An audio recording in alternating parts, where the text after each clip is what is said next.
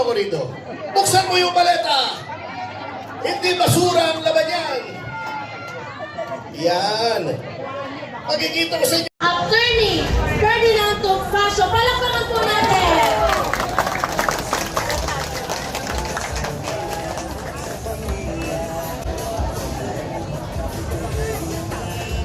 Magandang gabi sa inyo lahat.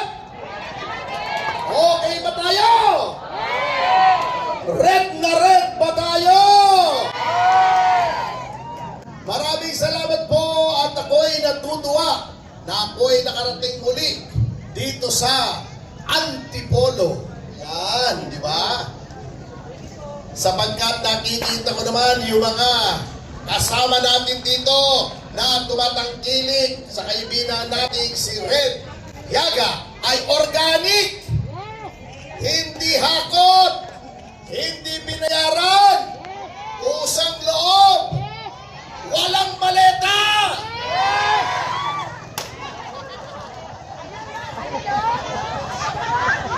Ako may dalang maleta pero mamaya.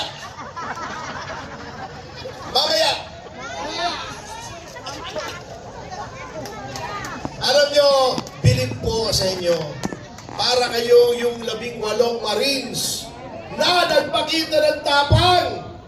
Sapagkat alam nyo po sa panahon ngayon, yung nagsasabi ng katotohanan, yung naglalantad ng tunay na pangyayari, yung mga lumalaban para sa katarungan katulad ni Congressman Red, yan po ay hinaharas, dinidimanda, ginugulo ang buhay.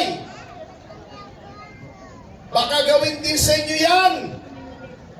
Kaya't maghanda po tayo sapagkat ang ating mga kalaban ay pawang mga makapangyarihan. Hawak nila ang buong makinarya ng gobyerno. Hawak nilang pulis. Hawak nilang militar. Hawak nilang DOJ. Hawak nilang ombudsman. Pati ang House of Representatives dahil nga sa maleta at alam naman natin ang ating katunggali ay mukhang marami ring maleta ha. Biyahero din, biyahero. Rimowa pa. Louis Vuitton pa. Puro designer. Ngunit mga kasama, ikalat ninyo sa mga kababayan natin dito sa Antipolo. Huwag po silang padadala sa pamimili ng boto. Sapagkat dapat ninyong malaman, yung binibigay sa inyo rin yun eh. Pinaglululuko lang kayo eh. Gusto nyo ba nagpapaloko?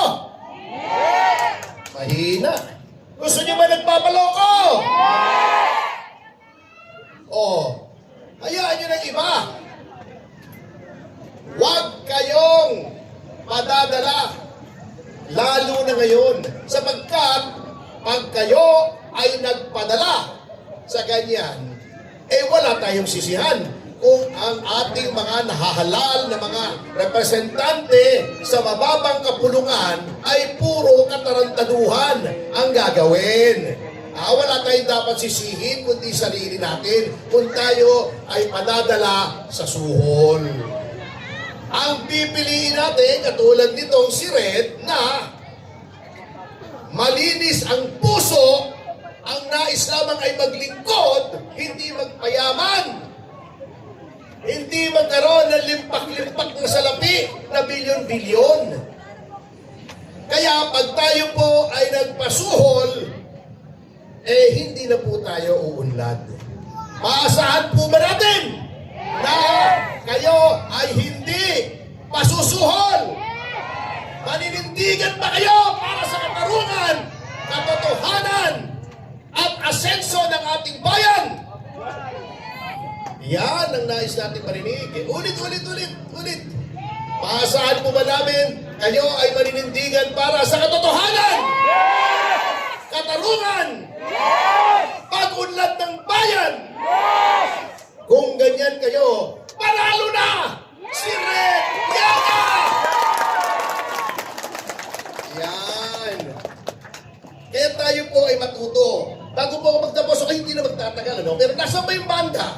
Kasi 15 minutos daw yung aking talumpati. Hindi na ako magtatalumpati. Kakanta na lang ako. Pero bago yan, dali natin itong maleta. May maleta rin ako. Dennis, tulungan mo ako rito. Buksan mo yung maleta. Hindi basura ang laman yan. Yan. Makikita ko sa inyo ang laman itong aking maleta. Yan. Ipamimigay ko sa inyo. Oh, yan.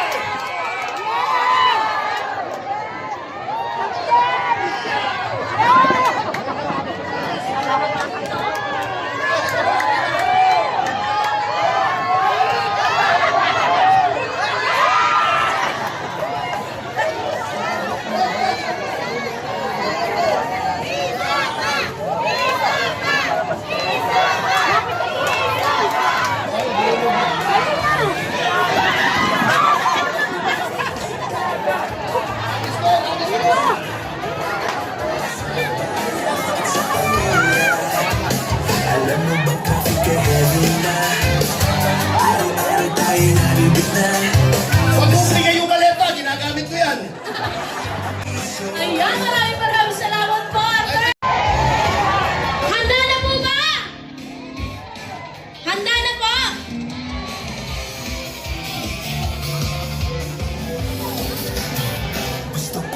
Red Yaga!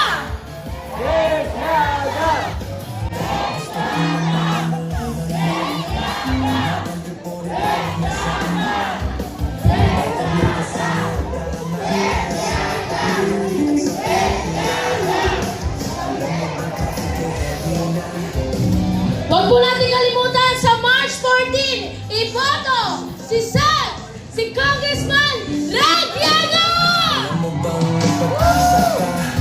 Sa mga gusto po na hindi pa po umuwi, pwede po tayo makisayaw. Maraming salamat po sa araw nyo na ibinigay at pagpapakita ng pagsuporta sa ating congressman. Maraming salamat po. Good evening everyone! Magandang gabi, Antipolo City!